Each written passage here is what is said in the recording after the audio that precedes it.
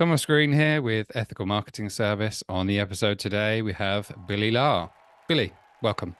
Thank you for having me, Thomas. I appreciate it. It is very much my pleasure. Would you like to take a moment and tell the audience a bit about yourself and what you do?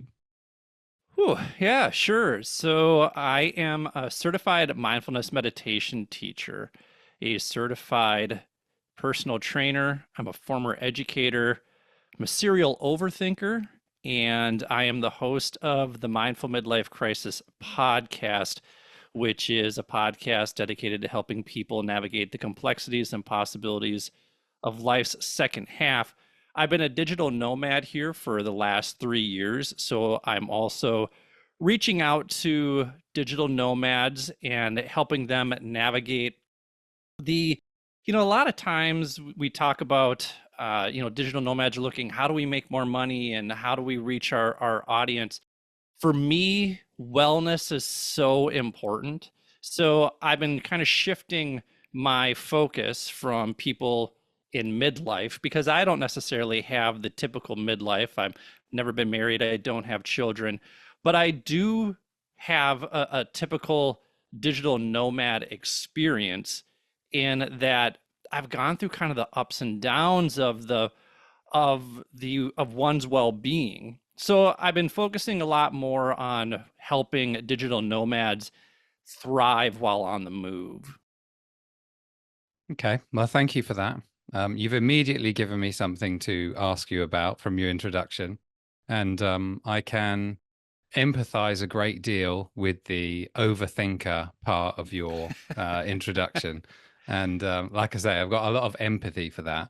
But is it right to say that you're in a better place now? And if so, is there anything specific that helped you in regard to that? Yeah, absolutely.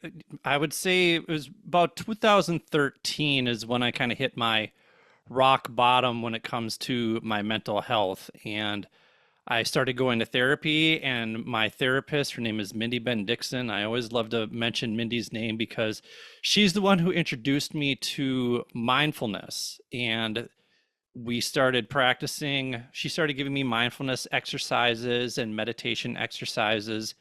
And through that, I was able to manage the anxiety attacks that were debilitating me at that time, that were manifesting into depression, which was manifesting into something more serious. So through those mindfulness exercises, I I was able to recognize what the somatic experience of an anxiety attack was so that I could do this self-talk and almost have this conversation with myself and say, hey, you're starting to experience, these feelings in your stomach. You know what that means. So now that you're aware of that, let's just kind of keep it there, because the higher it gets, the more it's going to tell your brain that you are in danger. And there's no real danger. We're not talking about danger like, our caveman days. There's nothing like that. It's just stress, but it's stress that we are perceiving as danger. And so when I started to be able to reframe that and recognize those somatic experiences through my mindfulness practice, even my students, when I was in education, even my students the following year said, Mr. Lahr, you seem like you're in a better mood this year. And for me, that was the stamp of affirmation that this practice was something that was having a palpable impact on who I was and my mood and whatever energy I was carrying around at that time. So one of the nicest things anyone has ever said to me is, Billy, when you're excited about something, you want everyone else to be excited about it too. So I then just dove into what it was about mindfulness that helped people navigate mental health challenges, that allowed them to develop awareness, self-awareness, clarity, openness, gratitude. And through that, I kind of shifted my lens from being an English teacher to being a teacher of mindfulness. And that's what I've been doing the last couple of years. And I still greatly enjoy the kind of the center stage aspect of being in front of an audience as a teacher, but then imparting whatever wisdom I have and sharing my experiences so that people know that, hey, this isn't just you out there who's experiencing this. There are a lot of us out there, but we don't have to live in this tornado of negativity, this tornado of anxiety that's spiraling around us. We can actually use something like mindfulness. That's what worked for me in order to slow things down and develop an awareness so that we can respond instead of react. Thank you for the answer. Um, and I think my follow-up is going to be based on the perspective of someone who perhaps hasn't hasn't got that context. So I think I have pretty much the same context as you, as in you come from a place which is, oh my God, I have to do something about this. And mindfulness and perhaps meditation has been the answer to it. But often I think when people have talked about this topic to me before, I've sort of thought, yeah, I kind of know what that is. It wasn't really for me at the time, and it hadn't registered with me what a massive impact it can actually make on someone's life. So the following question is kind of a bit definitional. So what does it mean to live in the moment? Yeah, so we can define mindfulness as present awareness without judgment. So just acknowledging what is present and being like, okay, I'm feeling this right now. But the difficulty then comes in the judgment, because usually that's where the anxiety comes from, is that we might be aware that, oh, I'm feeling this way, but it's wrong to feel this way. So then we call that the second arrow. So then just being a witness to our experience, being an observer to the experience is what to me is what mindfulness means. Okay, thank you for that. And yeah, it's good explanation of it. Um, it kind of brings me on to my next point, which it's an open question. I don't have a what would you say, a conclusion on it. Just would like to know your thoughts. And it is there a conflict between mindfulness and achievement? Mm. Elaborate on that. What do you mean? So you meant about, or you said about judgment in relation to how am I doing? You know, how did it go? And often when we're talking about living in the moment, we're not living in the future, which is where we want where our goals are, et cetera, et cetera. And my take, potentially, I'm open to whatever it is that your thoughts are, but my take is for people that live in the future about what, their achievements and where their goals are, it is beneficial to the goal. It is not beneficial to your well-being. So the question is it actually detrimental to achievement to have well-being? Well, I think the answer to that is what the answer is everything is balance. So, how do we live mindfully? How do we be present, especially when we are in moments where we're uncertain about where to go, where we need a bit more clarity? And what we can do then is pull ourselves out of the future or pull ourselves out of the past, because a lot of what comes up is rumination. So we bring ourselves to the present and say, what am I experiencing right now? And now that I'm aware that this is the emotion that I'm operating out of, I can respond to whatever is coming to me in the future. And one lesson that I do is taking a look at what the probable is versus the possible. Because I think when we take a look at the future and we see what's possible, well, anything is possible. So then do we go to, do we go to catastrophic thoughts that this worst case scenario is going to happen? When we're mindful, we can take a look at the future and we can say what is probable, what is likely to happen. And in doing so, we're able to then move forward towards achievement with more of like I said, a more mindful approach, a more present approach, a more stable approach, so that we're not spiraling into the catastrophic.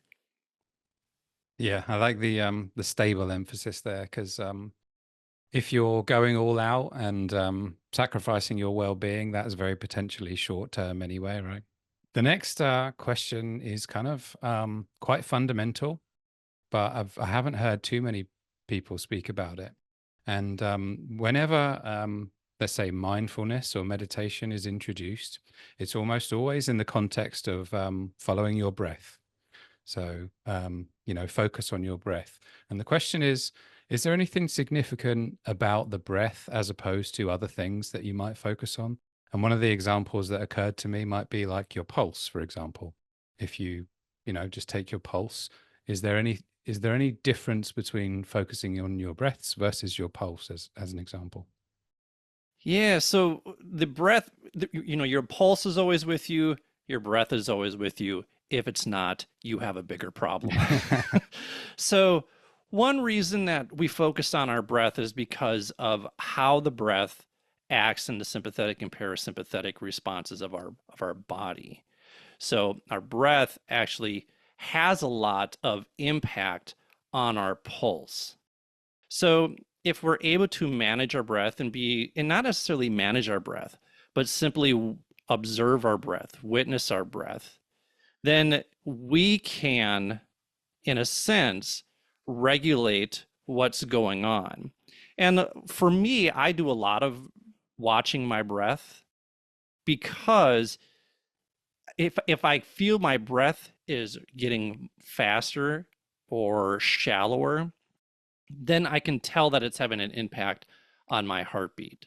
So for me, the sequence is well, let me take a look at what my breath is. Now I might use my heart rate as something that's like, oh hey, my heart rate is starting to race a little bit. Let me come back to my breath to regulate that. So would you say it's kind of a secondary benefit, or because you presumably you can meditate on other things other than the breath, right? Oh, certainly, certainly. A lot of times, so I have tinnitus. So I have constant ringing in my ears. And I've actually learned to welcome that, particularly before I go to sleep, where I will focus on the sound of the tinnitus and just tune into the frequencies and the shifting of the noise in my ears, kind of making peace with it instead of being annoyed with it. A lot of people will go outside and simply close their eyes and listen to the sounds around them. Whether you can do this in a city, you can do this in nature. People will go into nature because they'll assume that it's more, calming. But if I'm moving to Seoul here soon. I actually really like the sounds of the subway coming through and just the ambient noises of the city and sitting with those again in observation without judgment. I was leading a group practice one time and the woman said, I every time I hear the subway, it bothers me because I hate the subway. And so we kind of talked about how can we just let the subway be the subway, let the sound of the subway be the sound of the subway. It's just part of this experience. And noting when, hey, this sound is having an impact on your mood. So is there a way where we can just let the sound be the sound? So there's a lot of different ways. I always talk about mindfulness being the umbrella and meditation is underneath that umbrella. So I've done mindful eating exercises with people. One of my favorite things to do is mindful coffee drinking. I don't drink coffee, but I know a lot of people drink coffee. You're in England, so I don't know if coffee or tea is your thing, but this so many people will brew their coffee and then sit down at work and then sip their coffee and do their work and that sort of thing. So one thing that I've done with people in the past is, hey, when you brew your coffee, I want you to, for 5 minutes, because I know you have 5 minutes. You say you don't have 5 minutes, you have 5 minutes to activate all of your senses and to feel the warmth of the cup, to feel the warmth of the steam, to take in the aroma of that cup of coffee, to see the colors swirl around. Because maybe you take the coffee black, maybe you take it with milk, maybe you take it with sugar. That all impacts whatever the color palette is of the coffee. Have you ever noticed that before? And then this taking that first sip, feeling the heat, feeling the flavors of the coffee. And in doing so, you actually enhance the experience of the coffee because you've activated all of your senses. We do this with mindful eating, and studies have shown that when we slow down, we consume less food. And then we enjoy our food that much more too. And as math would have it, when we slow down and we eat less food, we put on less weight, we consume fewer calories. So there's a lot of benefits to just slowing down. And listen, I used to work in education, so I would shovel food into my mouth all of the time. So it becomes a habit to eat like that. So how do we then be intentional around slowing down and and just enjoying our meals? Having traveled around for the last 3 years, there's a lot of different foods that I have tried, in Korea, in Thailand, in Portugal. So I wanted to really be intentional around slowing down and taking in all of the flavors, taking in the sight of the food. So there's a lot of different things that we can do under this umbrella of mindfulness. Meditation just happens to be one of them. Yeah, well, I can relate to the habitual eating so fast that you end up biting your own lip and giving yourself, what's it, heartburn, all these sorts of things. So I am in the same place as you. The follow up is sort of similar to the question I asked before, but it's let's say the context is you're about to host a podcast episode. Is it possible to actually make yourself too calm via mindfulness? I don't know. I'm a spaz. Like I practice mindfulness so that I can be this level of obnoxious because if I didn't, I'd be an out of control a-hole. So I run in the orange and the red. So I practice mindfulness in order to slow down and keep myself in the yellow. Like you have a very calm demeanor. You seem like you're in this blue and green zone, which is really, really impressive. That's not the colors in which I run. I myself have never been too calm to podcast. So I don't know what that's like. There might be people. Now, there's someone like I had a guest on named Brett Hill, and Brett Hill he's the greatest, man. He is so laid back. He is so chill. But he, in doing so, he creates this space that allows for processing where he doesn't fill the air with noise. And admittedly, I'm a talker, I'm an extrovert, I have a big energy, so I'll do that. Brett has this way of just creating this space where you can process. And sometimes it's really, really uncomfortable to the point where you think like, oh, this dude is too chill, but it's actually really not. It's this beautiful, this beautiful time where if you allow yourself the what Brett has just said or what the guest on his show has just said, it marinates in your brain a little bit of time before it moves on to the next one. So he's a master at that kind of thing. Well, thank you for that. The follow up is more around, I don't know whether this is can like I've been conditioned to think in a particular way. So whenever you're doing anything, any type of activity, there is kind of an obvious way not to do it, and then there's a way to do it, meaning you're good at that activity. So the question is, like, how do you know when you've reached peak mindfulness? Like, when do you become an expert? What does your life look like when you're really good at it? Here's the thing, there are no medals for mindfulness. So that nobody is winning first place mindfulness meditator. For me, whenever people say, I don't think I'm doing it right, I always tell them, what did you practice? Yeah. Well, then you're doing it right. So in in the long run, we get better at whatever it is that we practice. Now, we can practice a lot of things. We can practice being compassionate. We can practice being loving. We can practice being manipulative. There's a lot of things that we can practice at. So, if we practice mindfulness over time, we're going to feel the benefits of it, the effects of it.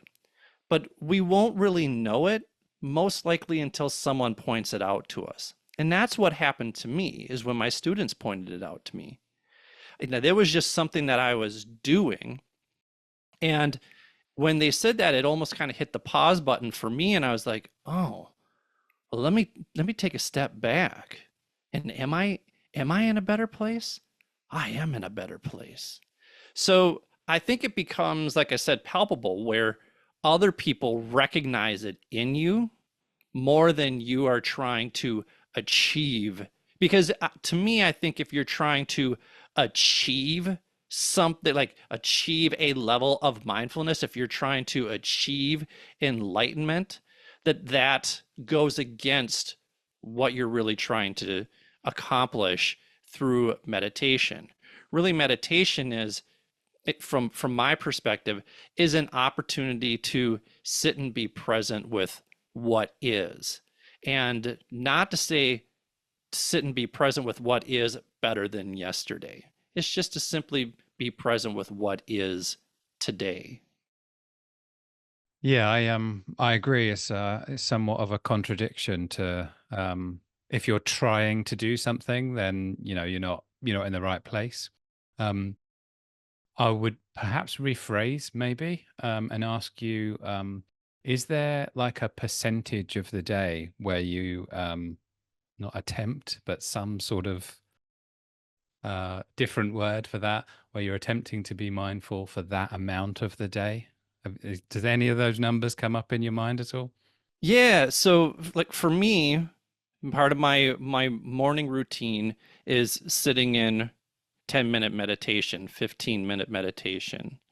And that's, whether I do that sitting on a meditation pillow or whether I do that lying in bed before I get out of bed, but just simply being present and watching my breath. For me, watching my breath is just sort of my staple form of practicing meditation. Meditation, we go back to that umbrella. Meditation is the most intense form of mindfulness.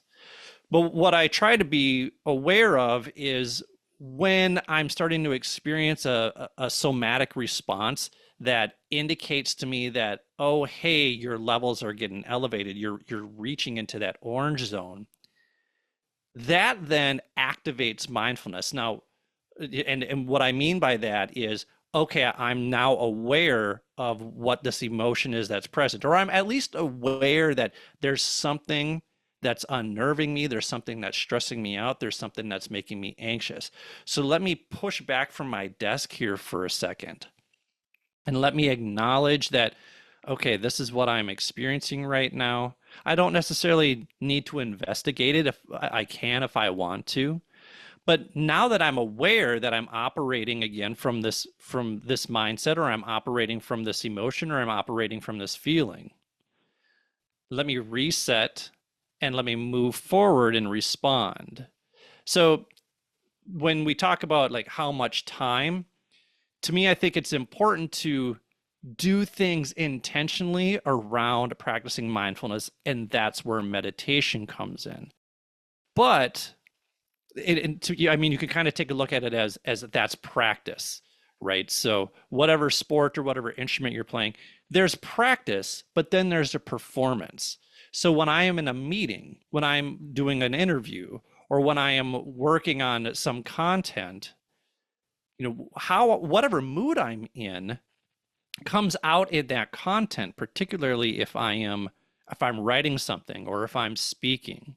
So that to me is game time. So then I have to use what I've applied in my practice in my meditation to incorporate that mindfulness, or excuse me, that awareness, and say, okay, hey, you're operating from this, or something came up. Or if I'm giving a presentation and somebody's doing something that's distracting, or somebody asks something that, it riles me up, I can react to it, or I can take a step back and I can respond to it. And there's then that creating that space of stimulus and reaction, or I can do stimulus, mindfulness, choice, response. That's interesting. Um, would you say then that it is less present when, let's say, you don't have any emotions, don't have any strong emotions at that particular time? Or is it almost always relevant because you've always got those thoughts going on that you need to use it? Which one of the two is perhaps more accurate there? I think because I'm an overthinker, there's always something stewing in my brain, right? So I think I have a hard time. Like for me, I think one of the biggest challenges is just being present. And I think, particularly with our phones being a distraction. So, and admittedly, I struggle with, kind of reaching for my phone in order to entertain me in some way. So there's an intentionality around, oh, hey, you want to grab your phone, don't grab your phone. Let's just sit and be here. So I think, for me particularly, there's always some pull of thought, and it requires an intense, I guess, level of energy to be mindful. And though that can be exhausting, it really leads to some rewarding experiences when I can actually be present with other people and be engaged with others. Thank you for that. Those were my sort of questions that I'm working through at the moment. So I appreciate you helping me with those. The other ones are kind of more profile based, and Yeah. you might have heard them before. So, what's wrong with following your passion? I love talking about this. So, for me, passion is a destination, it is not a starting point. So, how do we get to passion? For me, I kind of have a formula for things. I like structure, I like routine. So when I break it down into formulas, you know, it makes more sense to me. So I think we need to start with first an awareness of what are our strengths, but then also what are our weaknesses. So when we start there, we recognize what we're good at. How do we do more of that? But then also, what are the things that are getting in the way?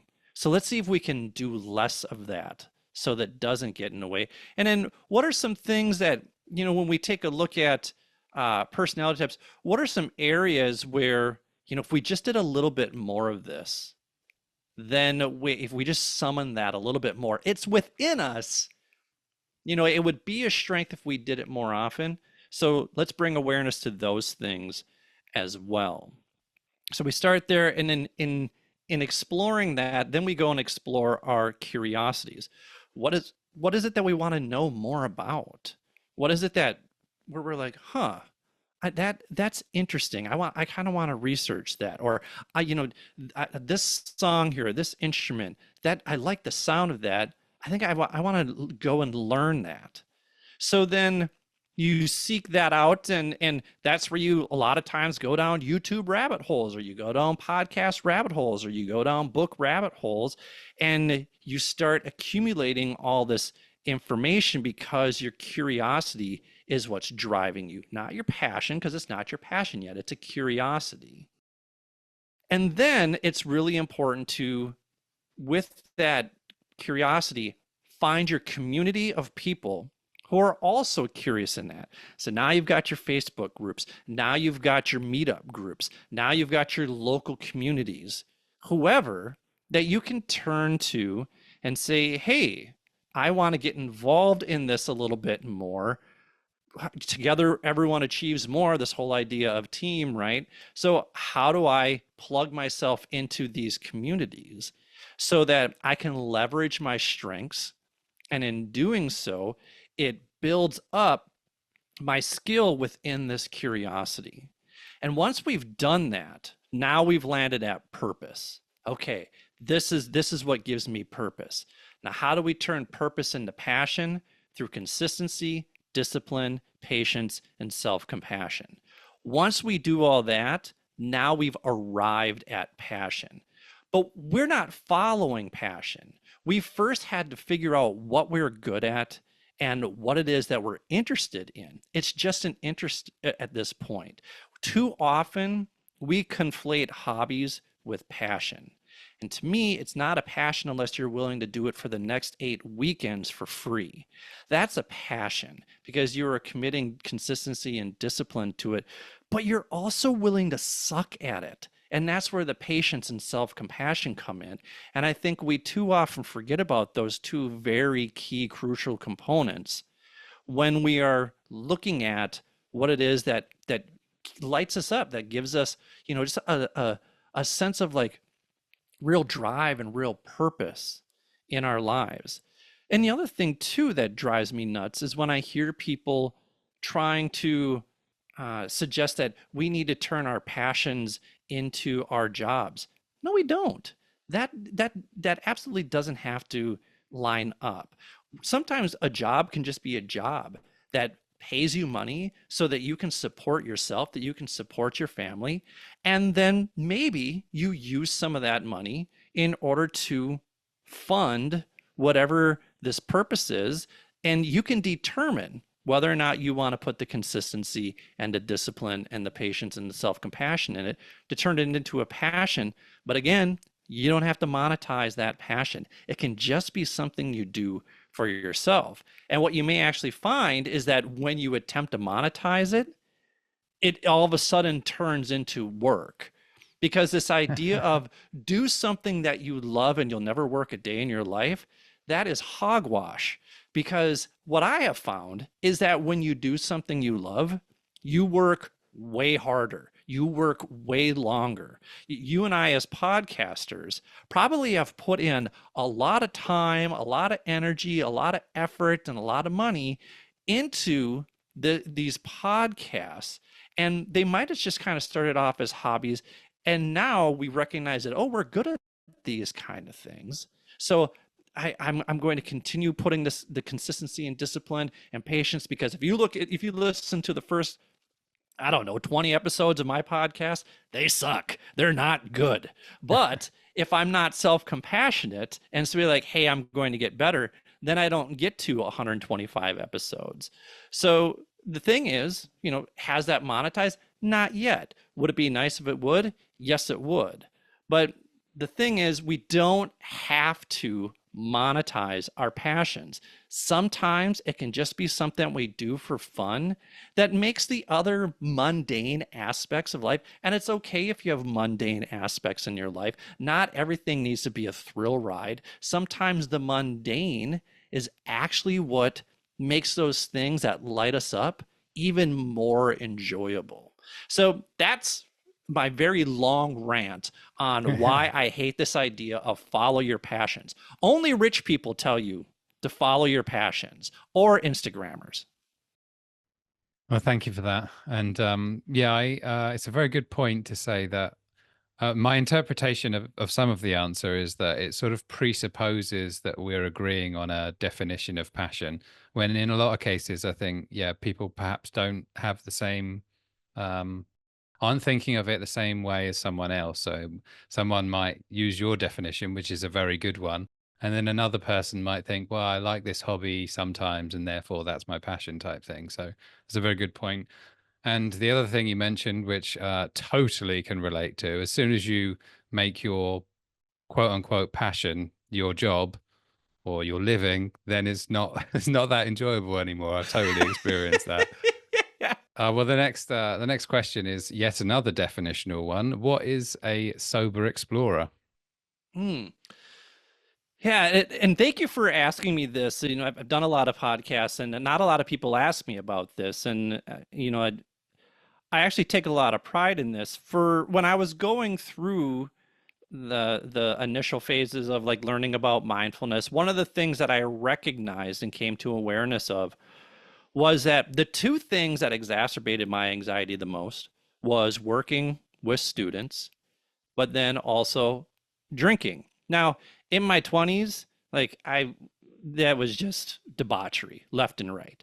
So then I was just socially immature, so it just wasn't a good thing. So in my early 30s, yeah, I was pulling back a little bit, but even just the effect of alcohol on my mood, you know, like I wasn't sleeping. So I was like, okay, I think what I'm going to do here is during the school year, when I'm around students, that's stressful enough. I'm not going to add to my anxiety through alcohol. So I'm just going to be sober and do the school year sober. And then when summer vacation rolls around, I'll have a drink or two because you know I had then lost the need to have like 3, 4, 5 drinks, that sort of thing. Um, and I did that for 8 years, right? I did 8 sober school years, and it felt really good.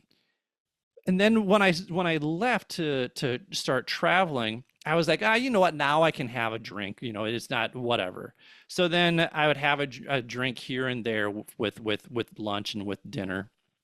And again, I felt kind of like, oh, like I didn't feel like crap. Like I don't know that I like this anymore. So then I had a guest on the podcast. Her name is Carrie Schweer. It's episode 61 if people want to check it out. But her whole thing is question the drink, question your relationship with alcohol. She's not saying you need to quit drinking. She's just saying question your relationship with it. And I remember having that conversation and thinking, you know what? I think I'm going to do the next couple months here and just be sober. I'm going to Puerto Vallarta, Mexico. I'm not going to drink. I'm going to Korea, and that's a very heavy drinking culture there, but I'm not going to drink while I'm there. So then I did that sober, and then when I came back, I'm like, okay, like that was kind of my reset. I'll have a couple drinks here and there, but those drinks just became fewer and far between. And now I'm at a point where in a month, yeah, and I'm 11 months sober. Now, I say that tongue in cheek a bit because this it wasn't something that came out of necessity because I'm an alcoholic, but it's something that I recognized like I just feel better when I'm not drinking. I am clearer of mind when I am not drinking. And so like even now, if I have one beer, it's like I don't feel good the next day. And this is the longest stretch that I've ever gone without drinking. The last time I had a drink was August 12th, which is my birthday. So, you know, I'm kind of looking forward to hitting that 1 year mark and celebrating that as kind of a birthday achievement for myself. So, to me, it's was just a reexamination of what my relationship with alcohol was like. And though it wasn't something that was creating you know, an issue that someone who has an addiction to alcohol might have, it was getting in the way of just my ability to feel clear and to feel good and to feel sane at times. So I just said, you know what? Like I don't miss it. I don't miss it. there are times when I'm sitting outside and it's beautiful outside. I have to do the conversion here, so maybe it's like 28 to 32 degrees outside. For your Okay. listeners, it'd be 85, 90 to people in US, but where I'm like, oh, it'd be great to have like a nice summer shandy right here.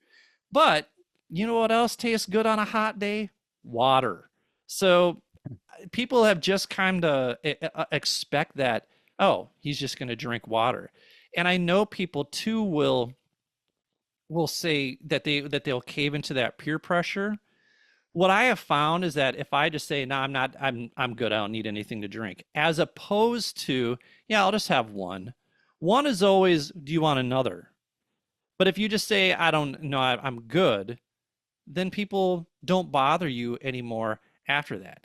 And if they do bother you, if they do pressure you, then ditch them. Just they don't respect your boundaries. So respect your boundaries yourself and just say, nah, I'm like I don't want to have a drink. I'm good. I don't need a drink. I can do this and stop pestering me about it. Otherwise I'm going to leave. What's more important to you, my presence here or me having a drink? And just kind of reframing it that way and letting them let them drink all have yours for crying out loud. They can drink double if they want. But what I have found that that's very rarely the case. Most people are super supportive. And in fact, the first time that I told people, my friends Pete Bervin and Matt Hazard, who are both big drinkers, they love to drink, the first time that I was faced with this peer pressure situation, and I was nervous because they said, "Hey, do you want a drink?" And I'm like, "No, I'm just not I'm not drinking these days." And both of them said, "Hey, man, good for you." And again, that was just kind of this affirmation moment where I was like, "Okay, people are going to be fine with this, and I'm going to feel better about it."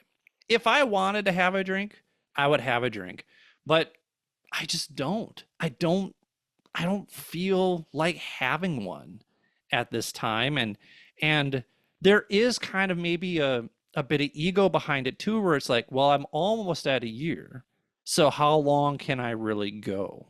And to me, that's kind of that idea of questioning the drink, like how much of this do I really miss? And I don't like, and the thing is, if people are like, well, are you just a hermit? No, I'm going to a brewery tonight to see friends of mine play live music. But while they're playing live music and all the other people around are drinking this delicious beer, I'm just going to have water and I'm going to enjoy the music and the company of the people around me. It's not going to change anything for me, but it might change how I feel the next day if I had another drink. So to me, that's kind of what this concept of being a sober explorer. It's I'm traveling the world, exploring it that way, but also just exploring this idea of sobriety as well. Well, congrats on your 11 months. Thank you. I've no doubt you'll carry it on. Only thing in addition I would add is that other people you mentioned that perhaps don't support you doing it, if you do it for long enough, they'll get used to it. Well, yeah, it just becomes a part of who you are. So Yeah. like now nobody asks me, "Do you want a drink?" And they're just like, a lot of people are like, "The water's over there." There are, or they have, and I don't ask them for anything like this where they'll say like, "Do you want a Sprite or do you want, there's lemonade over there." They provide those options, but I don't. I'm not, you know, not like a vegan. Sorry, vegans, but they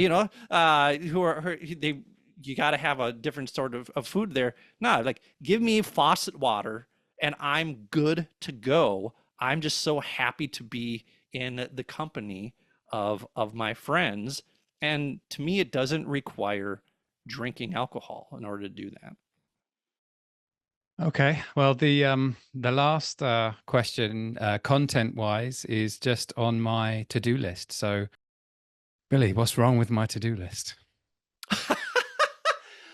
Oh, so To me, I think it's just a reframing of to-do list. To do sounds like just a list of things that you need to do. And listen, we have a lot of things to do, but I kind of looked at it like, what is it that we need to complete today? What do we need to prioritize?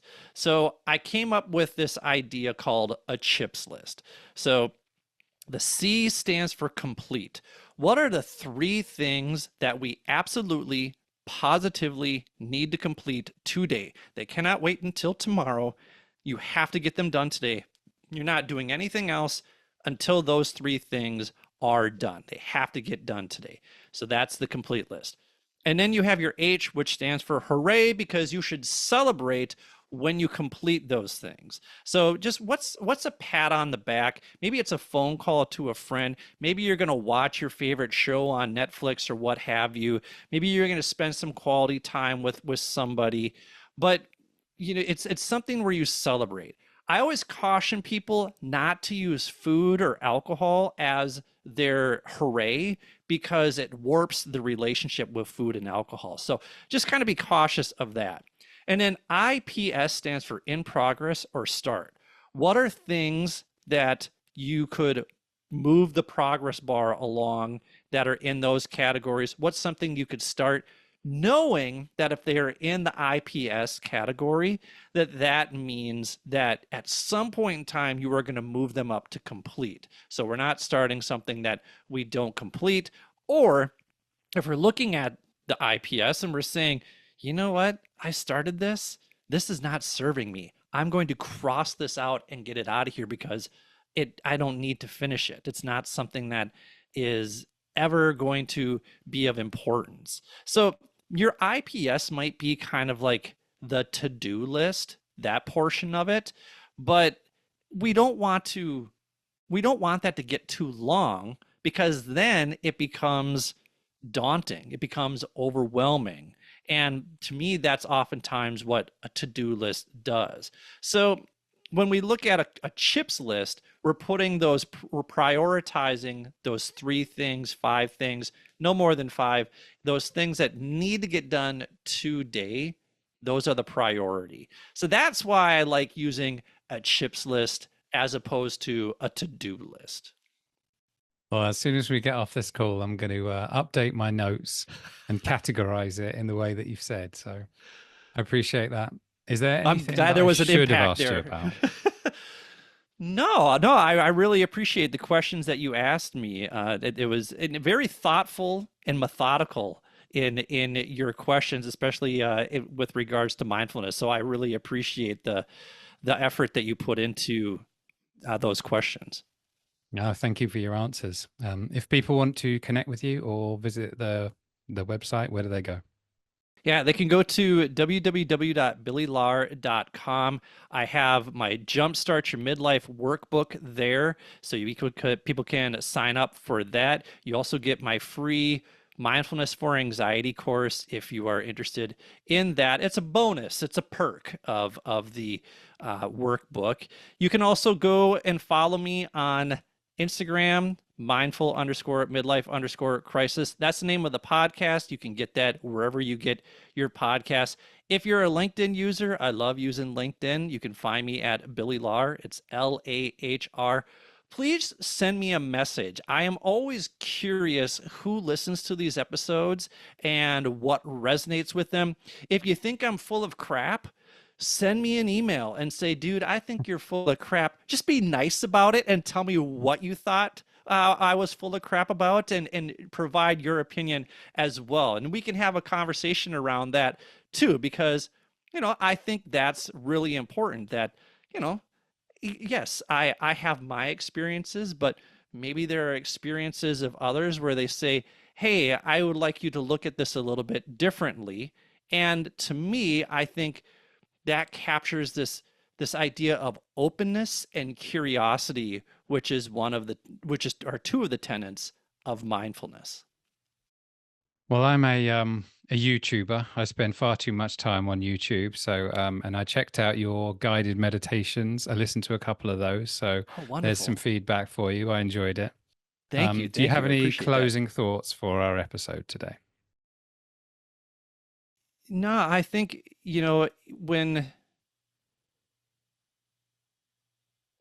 what's really important is making sure that we take some time to slow down in the rat race of life, because it's easy to get ramped up. People can hear my energy level ramp up when I start talking about things like don't follow your passion or being a sober explorer. Like, I get excited about those things because those are things that I love talking about. But following this, I'm going to need to take a step back and just simply process the conversation and be present with what I think was a job well done, both on your part and on my part too. And I think it's important for all people to, hey, every now and then take 5 minutes to simply just be present with your breath and recognize and observe what is going on, and just allow that to be there and be a witness to your experience, to be an observer, and then move on to the next thing with this new level of self-awareness. So I encourage everybody to, after you're done listening to this, to just simply be. As difficult as that is, as simple as it sounds, simply be. Billy, thank you for being a great guest today. Thank you for having me. You've been a wonderful host.